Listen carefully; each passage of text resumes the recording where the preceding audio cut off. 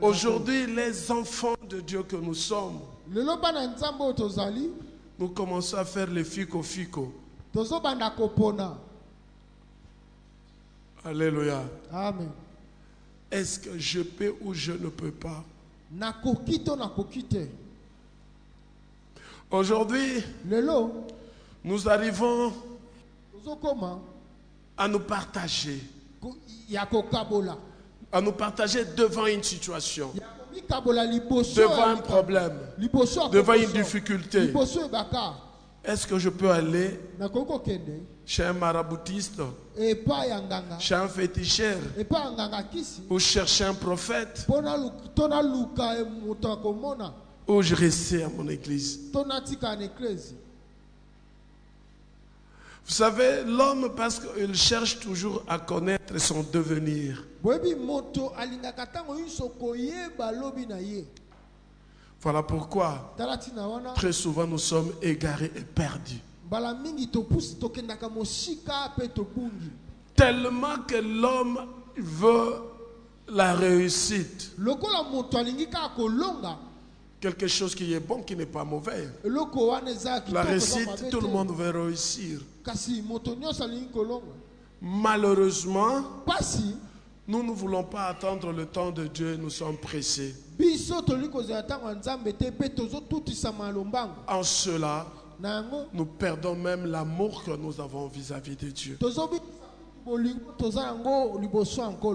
Oui, chers frères et sœurs dans le Seigneur. La Bible dit dans 2 Corinthiens 11:3. Toutefois, de même que le serpent séduisit Ève par sa ruse,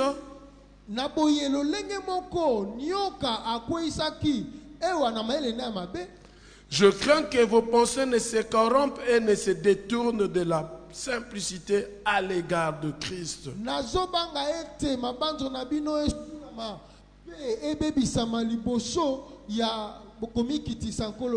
Qu'est-ce qui a fait que Ève puisse être égarée?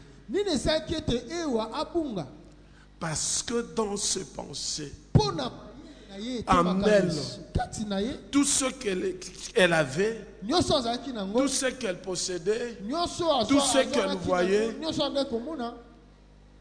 elle n'était pas d'accord ou contente de ça. Elle voulait toujours chercher plus. C'est comme ça que le diable est venu le séduire. Acclamons très fort notre Dieu. Oui, chers frères et sœurs dans le Seigneur, Dieu demande que nous ayons de l'amour vis-à-vis de lui. Et alors notre amour à Dieu doit susciter une consécration sans partage.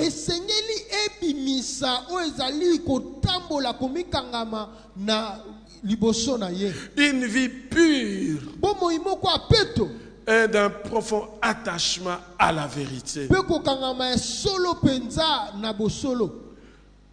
Ne te partage pas devant une situation qui se présente devant toi. L'adresse que nous avons, la croix de Jésus-Christ. C'est en Jésus-Christ qu'il y a la solution à tous nos problèmes. La situation que tu traverses ne puisse pas diminuer ton amour vis-à-vis de Dieu.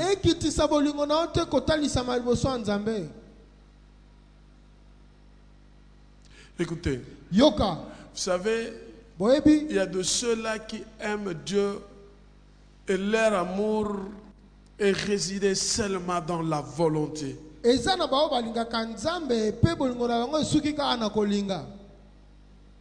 ont juste la volonté d'aimer Dieu. Mais dans le cœur, il n'y a rien. Il faudra que ton amour, quelle que soit ta volonté, que ça vient du fond de ton cœur. Vous allez voir dans la Bible, Dieu nous demande notre cœur. Chaque fois lorsque Dieu parle, il a besoin de notre cœur. Parce que notre cœur, c'est la source de toutes choses. Avant que quelque chose ne sorte de la bouche, ça vient du fond de notre cœur. Voilà pourquoi notre amour ne doit pas tout simplement rester au niveau des émotions. Parce que dans les émotions, il y a la volonté. Mais que ça vienne du fond de notre cœur.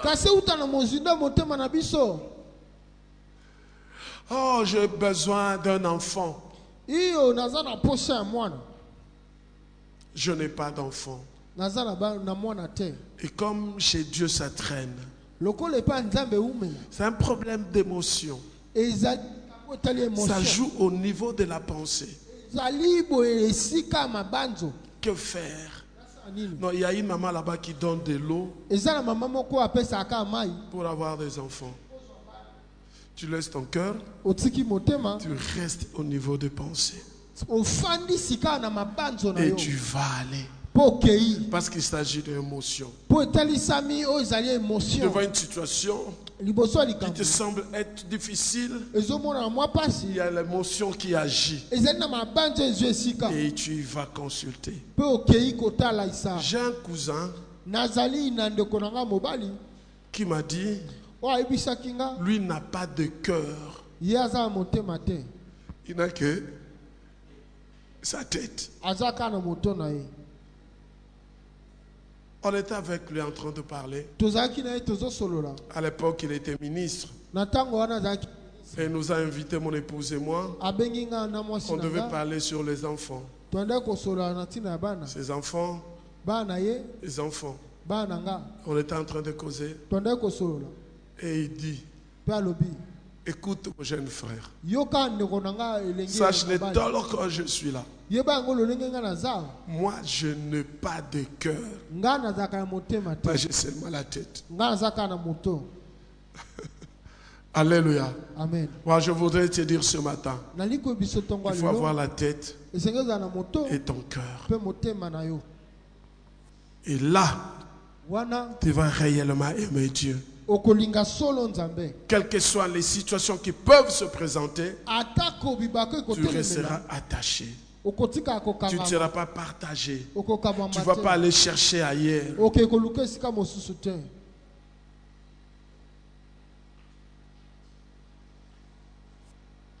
Il faut avoir un cœur qui accorde à Dieu une valeur. Et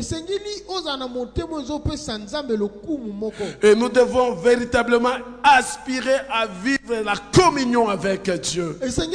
Nous devons nous efforcer à obéir à notre Dieu. Rechercher sincèrement son honneur et l'accomplissement de sa volonté sur la terre. Dans la prière de notre Père, que ta volonté soit faite sur la terre comme au ciel, sur la terre. Sur la terre comme au ciel. Non, sur la terre comme au ciel. Qui peut faire que la volonté de Dieu se fasse sur la terre comme au ciel? C'est toi. C'est moi. Dieu ne descendra pas. Il va t'utiliser pour que sa volonté s'accomplisse sur la terre. Lorsque devant une situation, tu commences à aller de gauche à droite pour chercher des solutions à gauche à droite. Or, tu oublies que sur la croix, Jésus-Christ avait déjà dit tout est accompli. Écoute-moi, l'Église de Dieu, dans ces derniers jours, Beaucoup de gens vont perdre la foi à cause des faux prophètes. Et Jésus-Christ lui-même dit, beaucoup viendront à mon nom, ils feront des miracles. Mais si on vous dit que je suis tel endroit, n'y allez pas. Alléluia. N'y allez pas. Car la Bible dit, le jour où le Seigneur reviendra dans sa gloire, tout le monde le verra. Et ça sera au même moment. Qu'il soit en Amérique, en Asie, en Afrique, en Océanie, tous nous verront le Seigneur lorsqu'il viendra dans sa gloire.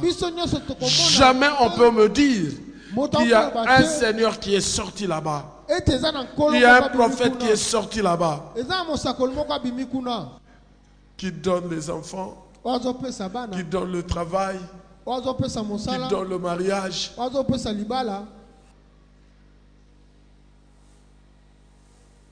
Attention.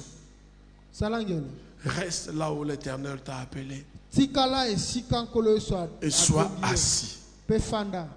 Alléluia.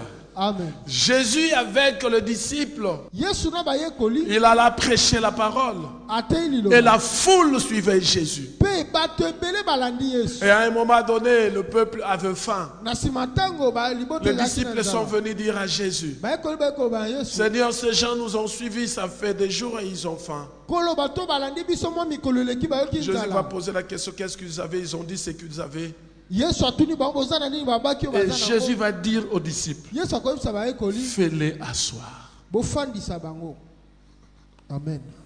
Alléluia. Amen. Si tu veux manger le pain et le poisson, reste assis. Fanda.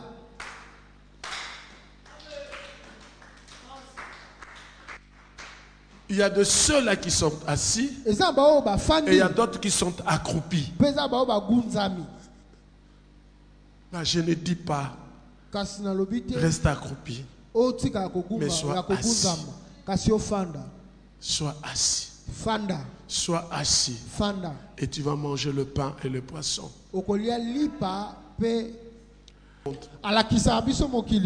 Jésus rempli de l'esprit, et il va être tenté par le diable. Le diable lui a montré le monde et il lui a dit, si tu t'agenouilles, si tu me prosternes, tout ceci m'appartient, je te le donne. Alléluia. Amen. Et Jésus avait donné une réponse. En fait, à la réponse de Jésus, il voulait dire indirectement au diable, tu dis c'est à toi, mais ce n'est pas toi qui as créé. Non, je n'ai pas dit ça. Toi, tu te dis que c'est pour toi. Mais ce n'est pas toi qui as créé. Parce que c'est lui qui a créé peut te ravir ce qu'il a créé ou peut détruire ce qu'il a créé. Voilà pourquoi moi, je ne peux jamais me prosterner devant un autre Dieu. Je dois me prosterner devant celui qui a créé le ciel et la terre. Je ne me prosternerai jamais devant celui qui possède. Alléluia. Amen. Alléluia. Amen. Et c'est ça qui tue beaucoup de nous dans les choses de Dieu. Il faut aimer Dieu de tout ton cœur. Nous sommes des enfants de Dieu. Et Dieu veut que nous puissions l'aimer réellement. Quelles que soient les situations qui peuvent se présenter, nous devons être prêts à partager la souffrance du Christ. Promouvoir son royaume et vivre pour l'honneur de Dieu. Les valeurs de la justice de Dieu sur cette terre. N'allons pas à gauche, à droite. Ça fait très mal. Toi, enfant de Dieu, devant une situation. Vous savez, je ne suis pas contre Louzizi là. Je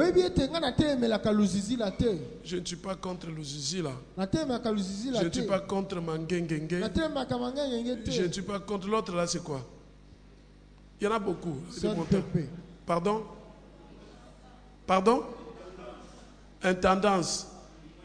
Qui moins et consort, je ne suis pas contre ça. Bah, je voudrais te dire aujourd'hui. Jésus n'a pas laissé les prophètes sur la montagne. Alléluia. Les 5 ministères sont à l'église. Tout celui qui œuvre en dehors de l'église, je le dis devant le micro, devant la caméra, n'est pas de Dieu.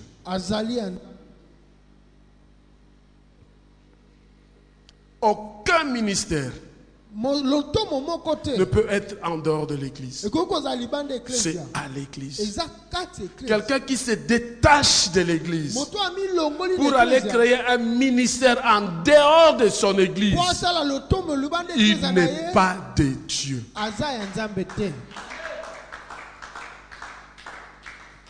Aujourd'hui, beaucoup de jeunes sont maintenant dans les Manassé ministres. Manassé, c'est moi-même, c'est mon nom.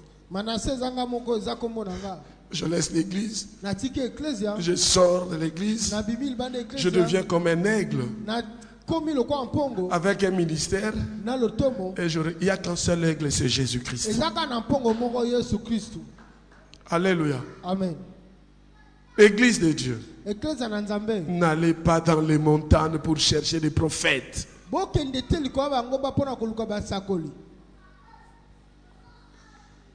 Il faut être dans l'église.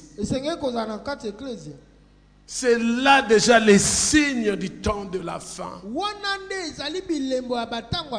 la Bible dit beaucoup d'entre nous vont perdre la foi à cause de ces gens-là qui sont dans les montagnes. Ils n'ont pas d'église. Ils n'ont que des montagnes. Et comme les chrétiens cherchent à savoir ce qu'il va être demain, ils vont à la montagne. Rappelez-vous de cette femme qui avait l'esprit de Python.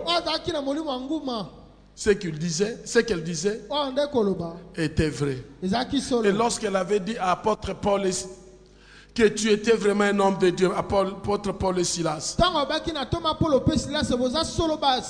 venez de Dieu. C'était vrai ce qu'elle avait dit.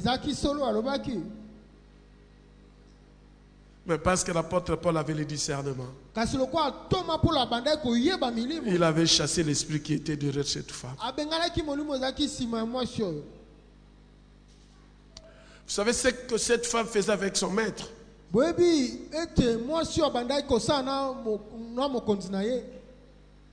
Il vous donne des prophéties, il vous dit des choses, vous donnez de l'argent.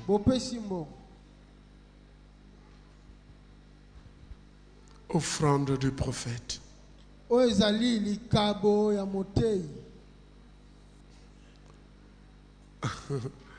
Alléluia.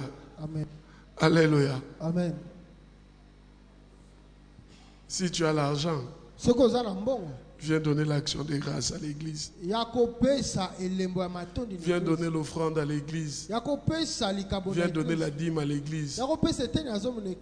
Passe chez lui qui te dit, donne-moi $500 et je déclare pour toi. Il y a même un homme de Dieu, chaque déclaration $50. C'est 50$. C'est $50 cet homme pour la déclaration. 50, hein? $50. Ces personnes ne sont pas différentes de cette dame. Pourquoi on avait fait arrêter Paul et Silas? Parce que son maître avait trouvé que leur gain était parti.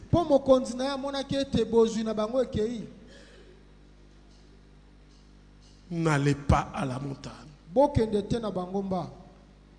Où est la preuve de ton amour? Si tu veux aller à la montagne pour chercher Dieu seul, prier, bon, ce n'est pas un problème. Mais Jésus-Christ lui-même dit, on ne me cherchera plus, on est dans cette montagne.